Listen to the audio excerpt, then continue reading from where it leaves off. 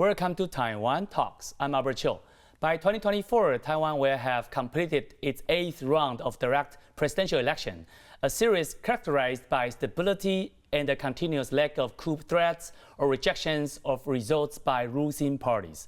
This record underscores the country's democratic integrity, though it hasn't been without its trials. As Taiwan moves forward, it navigates a landscape of progress intertwined with enduring complexities. Joining us today are Lev Nachman, National Chengchi University College of Social Sciences Associate Professor, and Chen Fang-yi, Soochow University Department of Political Science Assistant Professor. A very warm welcome to both on the show. First question go to Lev is that could you help us to understand the Taiwan's 8th presidential election, emphasizing the significant milestones achieved in each of them? Yeah, so 1996 began the first free and fair election where every Taiwanese citizen had the right to vote. The year 2000, that presidential election was significant because it was the first time that the DPP had won a presidential election. We saw the first transition of power from the KMT to the DPP. The 2004 election was significant because it was the DPP's second victory, which showed they had some amount of staying power beyond just a one-time victory. 2008 was significant because it was the return back to the KMT, which is a sign of a healthy democracy that parties can lose and switch back and forth between these two regimes. 2012 was the KMT's second follow-up victory. 2016 was significant because it went back to the DPP, especially after the Sunflower Movement. 2020 was significant in that the DPP was able to win a second election, sort of characterized by the Hong Kong protests and a very dramatic race between the KMT and the DPP. And then this election is significant because it's going to be a test as to whether or not the DPP will give power back to the KMT and see another transition back from between the two parties, or whether or not this might be the first time that one party lasts beyond just the 8 years that we've come to expect parties to last. Fang-yi, so which of the presidential elections, off the top of your head, kind of stands out as a very unique election to you? Well, I think we all remember 2020 very well because I think the election result is a firmly response to China Xi Jinping's push for one country, two systems, which Xi Jinping gave a speech in early 2019, and the Taiwan government responded very strongly. And I think that the Taiwanese citizens make a very clear choice. And also we see that China is now in recent years concentrating on the power, but Taiwan has become more and more democratic, and it's ranked among the highest in the world. So there's a very, very sharp contrast between Taiwan and China.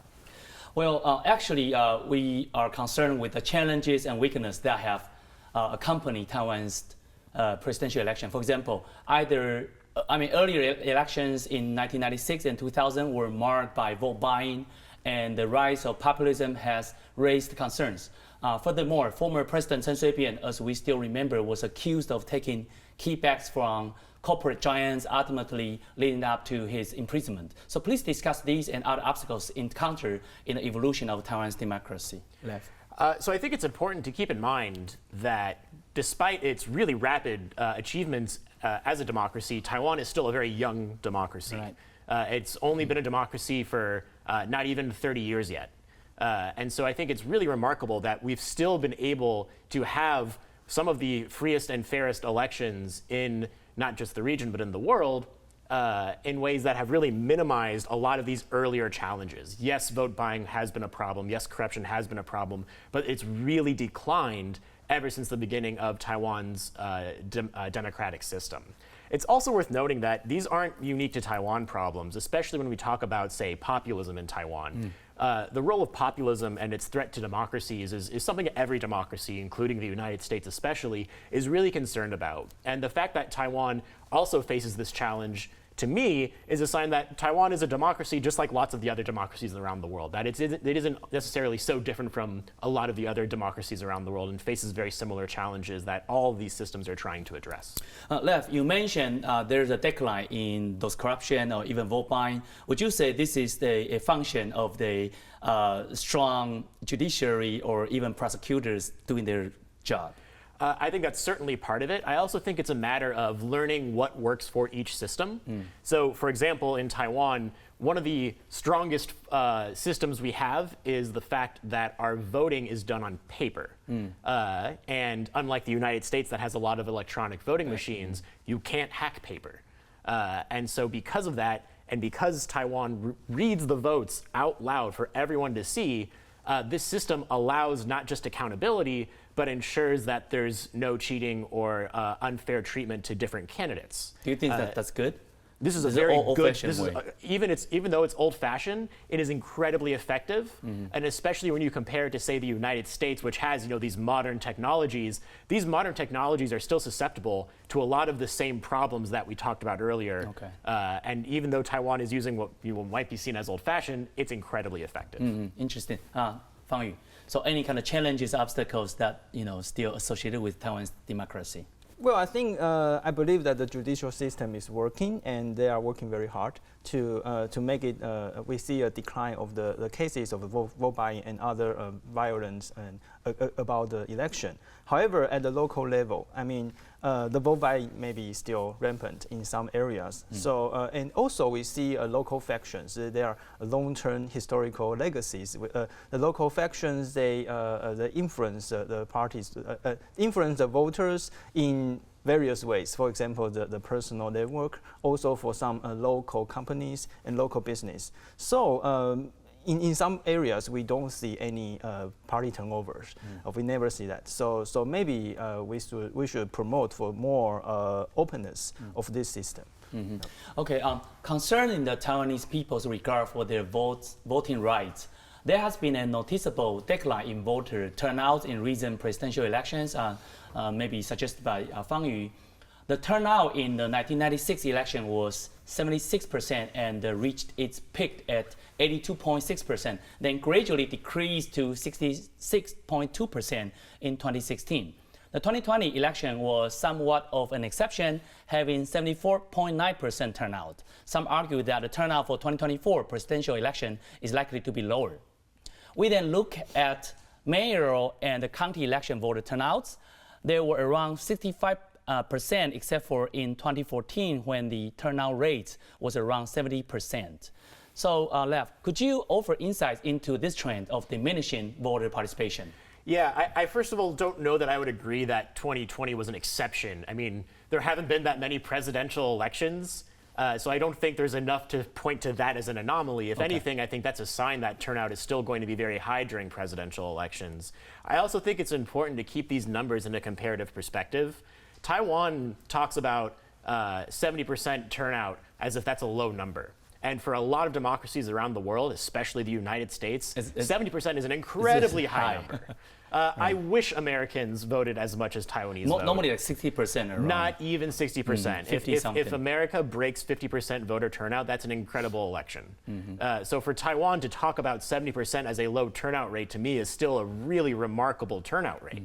And whether or not 2024 is going to match what the 2020 turnout is, I do think there's a couple of reasons that go kind of in both directions. On one hand, it's not quite as dramatic as 2020 was. At the same time, because we have multiple presidential candidates, there is reason to suspect that that could drive turnout in a different way. So I'm certainly very curious to see what turnout eventually is, but I still expect it to be at about 70% or so. Okay.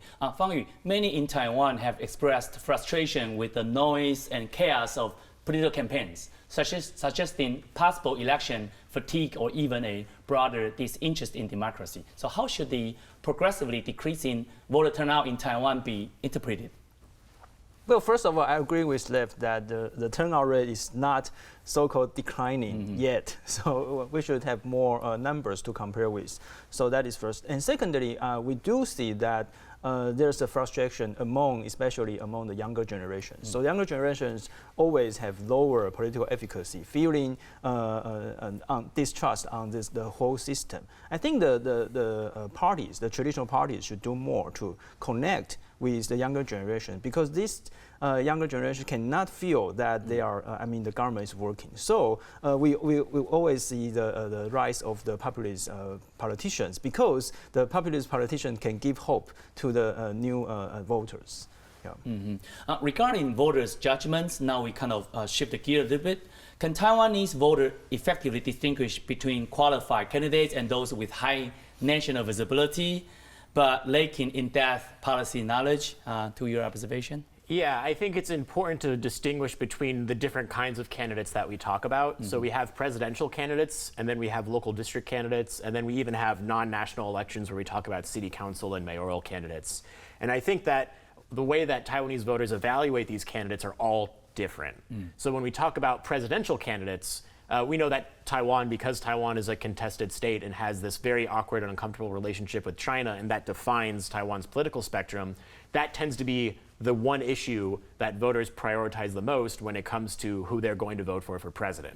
I think that's being proven true again this election cycle between Hou Yu-ih and Lai Ching-te really coming out as the front runners based off of this question about their relationship with the PRC. Right. When it comes to, say, city council elections or even your local representative, then how influential this question of China is, I think, varies a little bit more. Right. I think it really depends, like Fang-yi was saying earlier, about more local connections. But, again, whether or not Taiwanese voters use this question about China for every politician, I think is actually something we don't have a good understanding on, and something that I think is something that political science researchers should better investigate. Fang-yi, what are those local issues that concern the voters in mayoral election or city council elections, to your observation? I think this is complicated because, firstly, political scientist Arthur Lupia points out that the voters are always uninformed. So because everyone is very busy, and also we see a biased media in Taiwan. So the media and also the TV news, we always see some very unimportant news. So I don't understand what are the information that the voters perceive. So it is very difficult to discuss what is the most salient issue, especially in the local area, because it's always decentralized. So in various different. You talk about biased media. I think that's important for us to raise that point. You think the media is always biased towards the ruling parties or biased towards the opposition party? And if there's such bias, we often see the same situation happening in the United States, pro-conservative, pro-liberal. How can we solve a problem like this? What's your suggestion to this? Well, I think, first of all, our media always reports a lot of unimportant news. And that is because of they want their largest, they want to make their business larger. So they chase more clicks and more attention. The viewership. Instead of choosing the important news for everyone. So firstly, maybe we have to establish some third-party judgment or evaluation system to evaluate this system. And also, we have to inform the audience that maybe they can maybe to discuss how to pick up important news or important media to watch.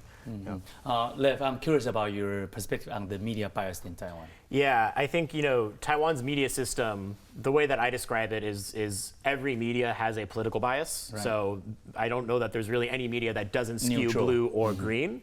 And really the bigger problem is that Taiwan has too many media outlets. Taiwan has so many media outlets that are so incentivized to just try to get as many clicks as possible that quality of news is not the priority. Okay. And this isn't a Taiwan problem. I think this is true of the United States and most democracies as well. But what makes Taiwan a little unique is the sheer number of news outlets compared to the size of the country, where I really think that it's just we have an unhealthy number of news outlets, and I think that has a really big effect on what media outlets are incentivized to report and how they report it. But why are so many, given the size of the markets in Taiwan is not as big as, say, China or the United States, but the booming of the market, of the media outlets, so many, including the independent medias, online medias. Why was that? It's a really important question. I think a lot of these are sort of, at least they appear to be artificially upheld by, wealthy companies in the background that have an incentive to keep them afloat, even if just barely. And for others, I think they see the opportunity of trying to make money off of a media outlet because, again, it's something that we know in Taiwan. If you report, a traffic accident in the right way, you'll get tons and tons and tons of clicks. Well, actually, that's important because we know that some scholars will argue that there is a populism in Taiwan, and some of the populists they are rising from the internet environment.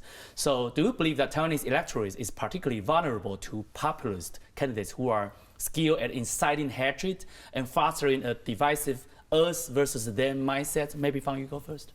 Well, it is not unique in Taiwan because we see the rise of the populist politicians all over the world because there are little hope for the young, for specific generations. For example, we see economic future and maybe people are disappointed about the rising housing price and the stagnated wages. So under the globalization era, so there are always economic losers who will support for the populist politicians because the politicians give them hope. So it's not unique in Taiwan. But I think the social media help the rise of these politicians because on the social media, you can, every information is fragmented. So you can show the best of this politician, not to show his whole picture. Yeah. Mm-hmm. Lev, do you think the populism or the populist candidates are so many in Taiwan? Yeah. So obviously, when we think of populism in Taiwan, we think of two people, Han Kuo-yu and Ko Wen-je. Okay. We've already forgotten about how Taiwan civil society clearly rejected Han Kuo-yu and his brand of populism 4 years ago. Mm-hmm. Even though the KMT as a party had relative success in the 2020 election through its party vote and ability to get district councilors, there is a clear push against Han Kuo-yu. I think we forget that Taiwan has in the past rejected populists of that brand. The bigger question is how 4 years later has Ko Wen-je managed to hold on tightly to this chunk of the electorate that still boosts him even though he uses a similar but importantly different brand of populism than Han Kuo-yu did.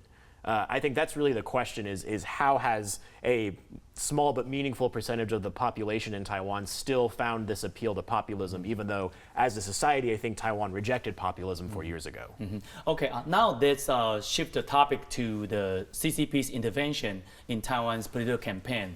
There are frequent claims that the PLA, even the PLA, not only CCP, have attempted to or indeed intervened in Taiwan's election. Could you shed light on the nature of these interventions, given we talked about so many presidential direct elections in the past 7-1? Have you noticed any evolution in the methods of these interventions over time, Fang-yi? Well, the nature of the PLA's power is because China is China's growing economic power. So they have more resources to invest in to develop their military and the power and the size. So we see that not only Taiwan but also neighboring countries are feeling more threatened by China's growing military power. But Taiwan's case is unique because China has an ambition of taking over Taiwan. Right. So that is unique for Taiwan. And China is always trying to use carrots and sticks strategies to coerce Taiwanese people. That maybe they don't want specific politicians, and sometimes they want Taiwanese people to get back to the so-called motherland. So they have various different tools. So I mean, PLA's threatening tool is one of the strategies to coerce Taiwanese people. Mm-hmm. What about you, Lev? Any observation of the cohesion from PLA or even CCP? Sometimes it could be verbal, other times military drills. Yeah, I think what Taiwan has to deal with for decades now is kind of nonstop rhetorical and military threats from the PRC. And what's interesting is I don't think it actually has the effect that the PLA hopes it does. I don't really think it's pushing Taiwanese voters to act in a certain way. I don't think it's driving Taiwanese voters to have this defeatist attitude that the PLA hopes. That being said, I don't think that's going to stop the PLA from trying. I think their strategy has been for a long time to throw as many threats against the wall and see what sticks and hope that eventually something they do will eventually have an effect on Taiwanese voters and Taiwanese attitudes. Mm-hmm. Okay, when we talk about these threats from PLA, we can never forget the 1996 missile crisis in Taiwan. Actually, at that time, sparked by President Lee Teng-hui's visit to Cornell University in the U.S., stands out as a significant instance. It notably unsettled many Taiwanese and disrupted the stock and housing markets at that time. However, the response was markedly different in 2022 when, as we remember, Nancy Pelosi visited Taiwan and a subsequent missile drill took place near Taiwanese waters, with many Taiwanese, though, appearing unaffected. So what do you believe has led to this shift in the attitudes among the populace? I think that even after Nancy Pelosi's visit, we still did not see this dire panic in Taiwan in the way that I think a lot of people expected there would be. I think one of the biggest differences between Taiwan's reaction and the United States' reaction is there was almost more panic in the United States than there was in Taiwan. That doesn't mean that Taiwanese people don't care, don't notice. Some of my own public opinion research shows that Taiwanese voters are actually incredibly aware of the increase both in quantity and quality of the PLA's military threats against Taiwan. But whether or not that's going to cause people here to panic or live their lives any differently, we see that that's not true.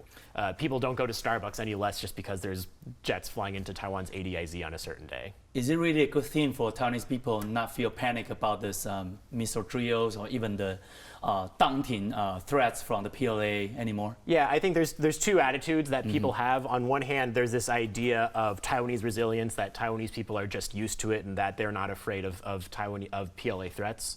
And then there's the concern in the United States about apathy, the idea that Taiwanese people don't care or wouldn't respond in a way that at least signals to the United States that people here want to, at the very least, be involved in defending Taiwan. I think the reality is somewhere in between. I think both sides of this are kind of overstate just how not overstate resilience, but I think sort of downplay just how some people in Taiwan don't notice. And I think the United States downplays just really how used to these kinds of threats Taiwanese people are when you have to live here with this every day.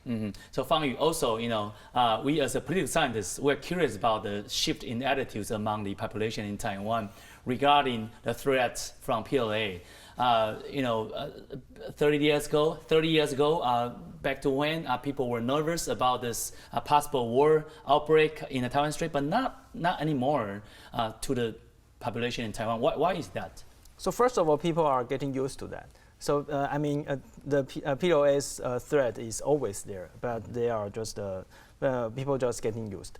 And secondly, I think that in the 1990s, there's no clear Taiwan identity. Okay. So we don't have such a sense of community, and people are not informed how we will prepare for such a potential conflict. So people just don't know. So what they are trying to do is to escape.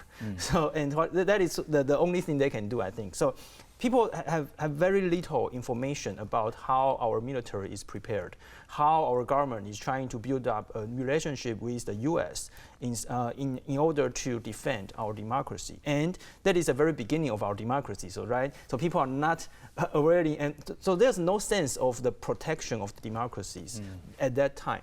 So right now, I think people value our own system. We value our ways of lives, and people are willing to defend against such an invasion.